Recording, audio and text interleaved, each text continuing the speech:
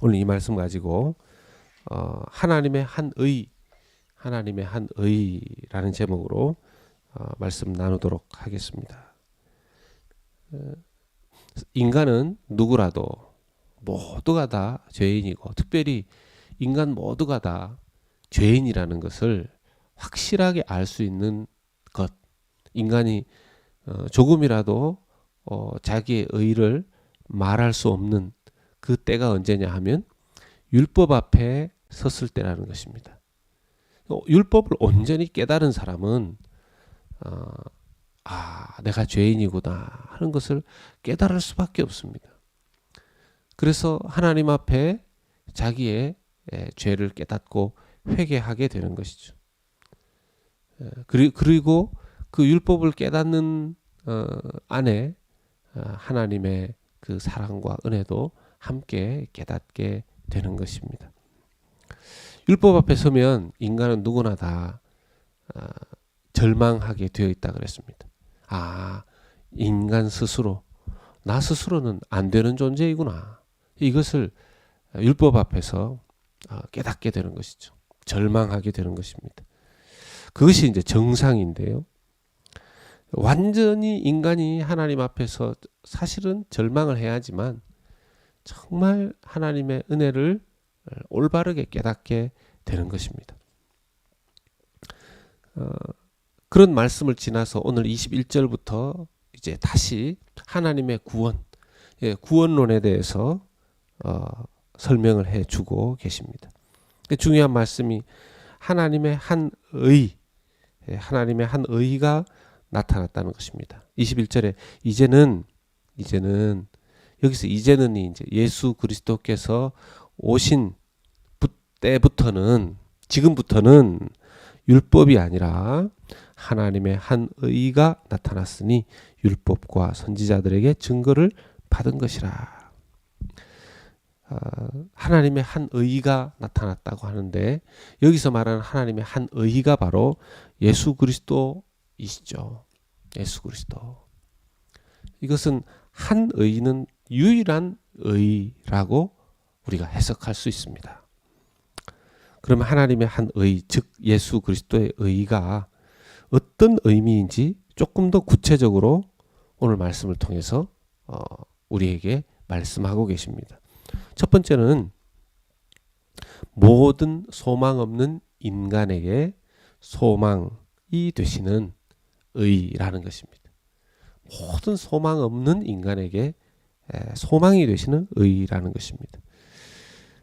이 예수 그리스도를 믿는 믿음의 의, 이 예수 그리스도의 의는요, 유대인이나 헬라인이나 차별도 없고 23절의 말씀에 보면 모든 사람이 죄를 범하였음에 하나님의 영광에 이르지 못하더니, 아무도 하나님의 영광에 이를 수 없죠.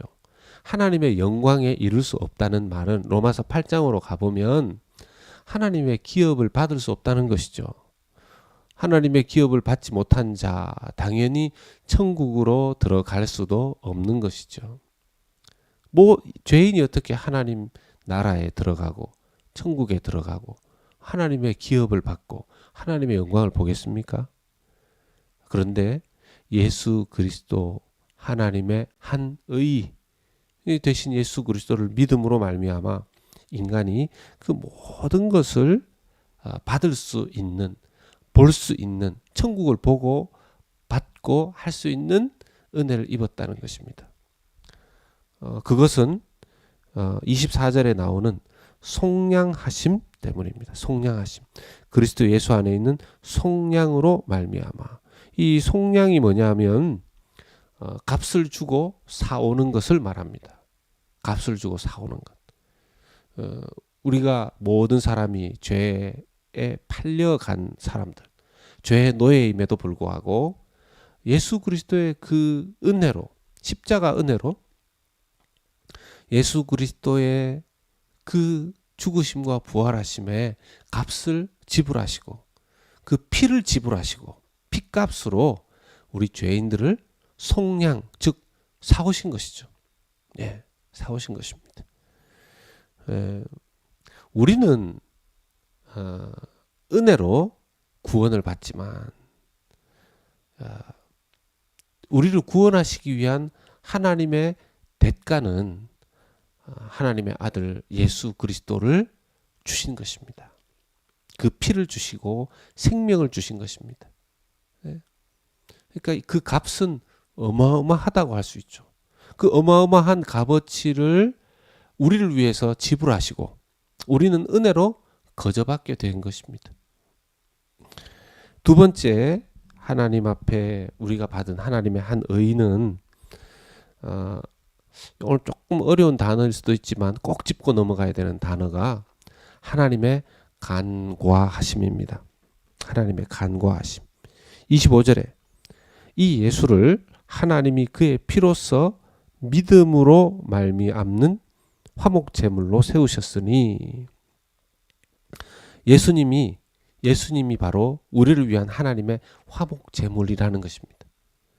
예수님의 그 피가 우리를 속량, 우리를 죄에서 구속해서 값을 지불하고 사오셨을 뿐만 아니라 예수님의 그 피는 하나님과 우리의 관계를 맺어주는 화목제물이 되시기도 하셨는데, 이는 하나님께서 길이 참으시는 중에 전에 지은 죄를 간과하심으로 자기의 의로우심을 나타내려 하심이니. 여기 이제 전에 지은 죄, 이 전에 지은 죄를 신학적으로는 바로 구약의 성도들이 지은 죄로 학자들이 봅니다.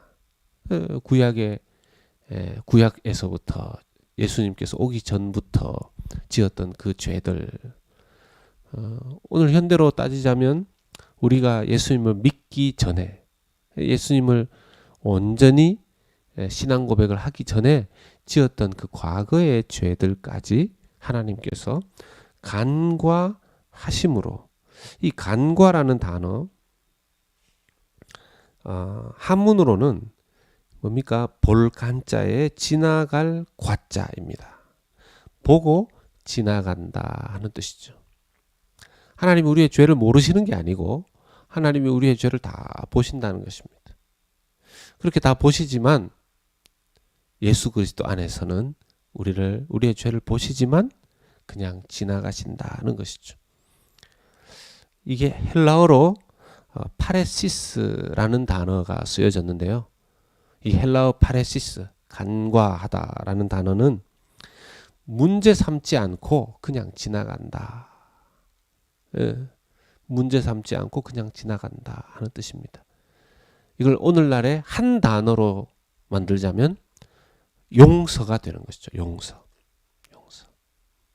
예수 그리스도의 그 한 의가 우리에게 제공하는 특별한 은혜는 무엇이냐면 바로 간과해 주심, 용서해 주심이라는 것입니다. 예수 그리스도의 피가 없이는 용서받을 수가 없습니다. 우리의 죄가 용서받을 수 있는 방법은 없는 것입니다.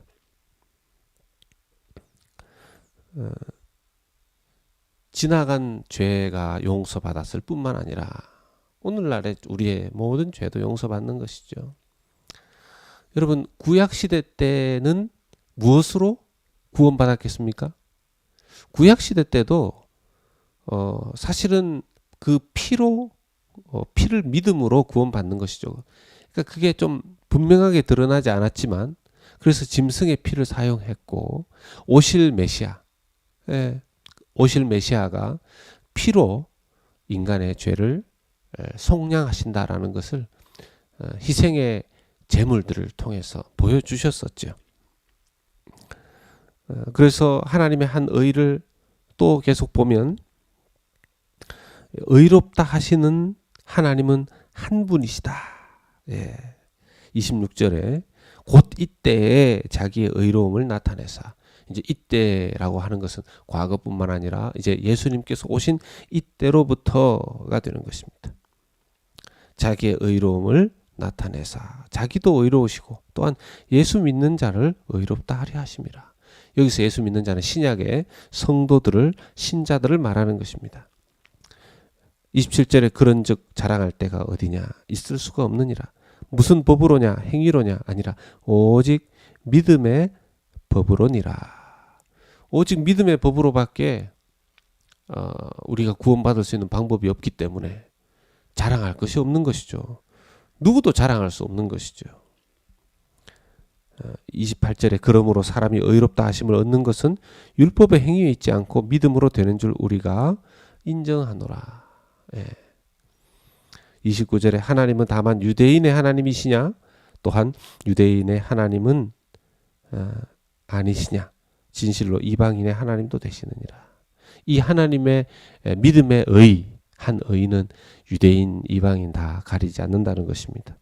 30절도 같은 말이죠. 할례자도 믿음으로 말미암아 또한 무할례자도 믿음으로 말미암아 의롭다 하실 하나님은 한 분이시니라. 여기 이제 하나님은 한 분이시다 하는 걸 강조하는데요. 하나님이 한 분이시다라는 것을 강조하는 이유가 있습니다. 왜냐하면 하나님의 법칙 아닙니까? 믿음의 법칙 아닙니까? 구원 얻는 방식이. 근데 이 법칙은 하나님 한 분이 세우셨다는 것입니다. 지금 현대에 보면 이제 법을 만들 때 보통 혼자서 법을 만드는 일은 잘 없죠. 왜냐하면 이제 누구라도 충족시키는 의미에서 이 사람 저 사람 이렇게 법관들이 아무리 소수라 할지라도 한 명 이상이 모여서 토론을 합니다. 의논을 합니다. 그리고는 법을 만들죠. 그리고 법을 만들어 놓고도 그걸 결정하기 위해서는 한 명의 보통 그 재판관이 있지 않죠. 여러 사람이 모여서 공정한 판단을 하기 위해서 또 의논을 하고 또 투표를 합니다. 그래서 100% 나오기가 쉽지가 않죠. 그런데 이 하나님의 한 법을 하나님의 이 믿음의 법을 누가 세웠습니까? 몇 명이 세웠습니까? 하나님 한 분이 세우셨습니다. 그러므로 하나님이 세우신 이 법칙에 대해서는 누군가와 토론할 필요도 없고 의논할 필요도 없는 것이죠. 그렇게 확실한 것입니다. 하나님이 세우신 하나님의 법인데 이걸 인간이든 세상의 어떤 만물이든 누가 따지고 누가 말하고 누가 변호할 수 있습니까? 하나님이 세우신 이 믿음의 법, 속량의 법, 한 의의 법, 이 법은 흔들릴 수 없는 확실하고 견고하고 확고한 하나님의 믿음의 법이 되는 줄로 믿습니다.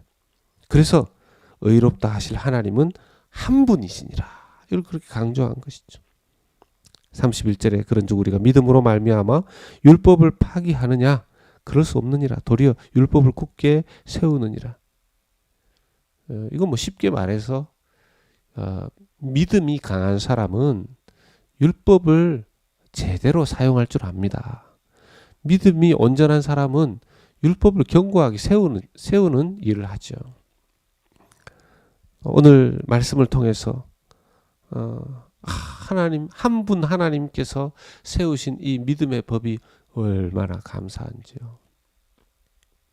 예수 그리스도의 그 피로 우리를 속량해 주시고 우리의 모든 죄를 하나님 앞에서 누구라도 범죄하지 아니한 자가 없는데 그 죄를 간과해 주신다는 하시는 것이 얼마나 감사한지요. 우리가 이 믿음의 법칙 아래 살고 있습니다. 이 모든 것을 누가 하셨습니까? 하나님이 하셨습니다.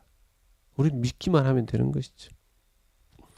얼마나 감사하고 얼마나 감격해야 되는지요. 우리가 우리의 논리로 이것을 다 이해할 수 없고 이건 묵상해야 됩니다.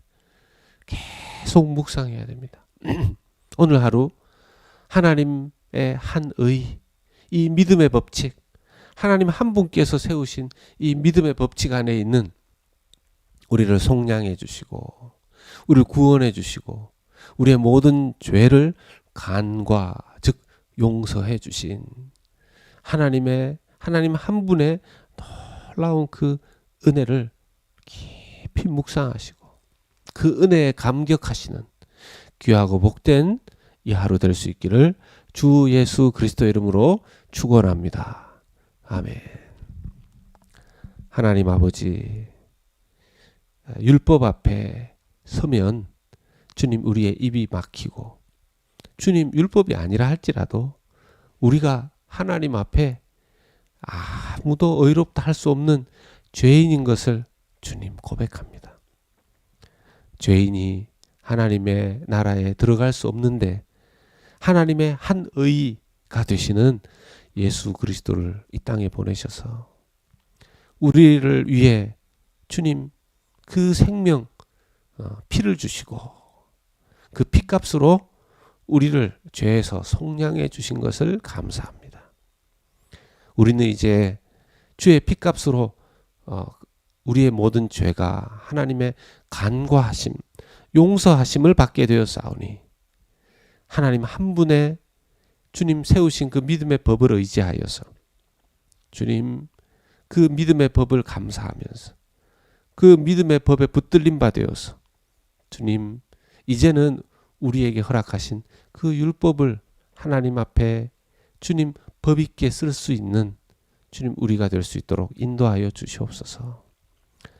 하나님의 놀라우신 이 은혜를, 이 주님 하나님의 한 의의 법을 주님 많이 묵상하고 오늘 하루도 감사와 감격 가운데 주님 살아가는 귀한 성도님들 다 되게 하여 주시옵소서.